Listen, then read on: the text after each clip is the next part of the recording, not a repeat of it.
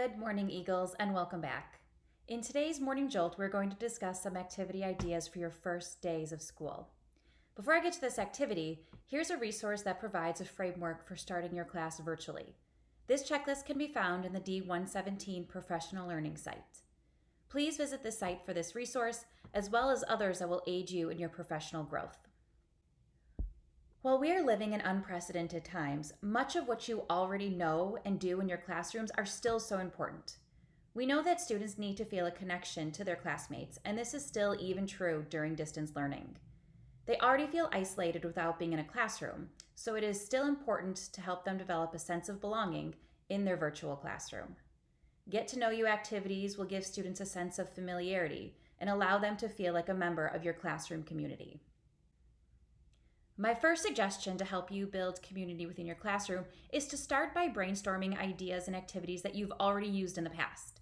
If you normally have your class fill out a survey about themselves, or if you have them put post-its about statements that they have in common around your classroom, do that.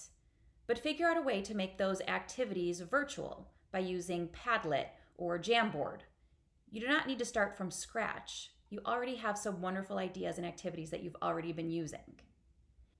If you're still not sure where to start, one nice way to get to know your students is to have them complete an All About Me slide on Flipgrid.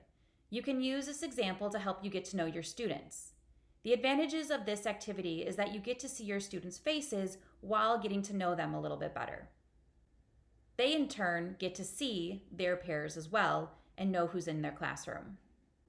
Additionally, in the past, I would have my students take a class picture to use it as the banner for our Google Classroom. While this is no longer possible, this activity could be done still in your virtual classroom. You could have your students create a virtual quilt or banner to put up on top of your Google Classroom for each class. You can share a blank quilt square with each student, which you can then download and add to a blank banner. This allows the students to feel some ownership for their virtual classroom.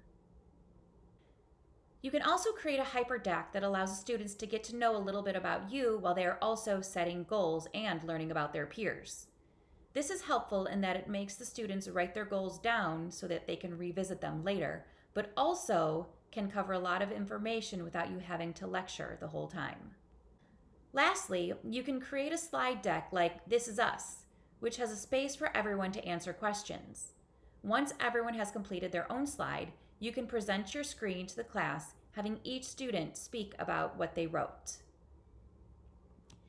These are just a few ideas to help you start brainstorming on how you are going to start the year. If you have any questions or ideas to share, we'll see you in the tea room.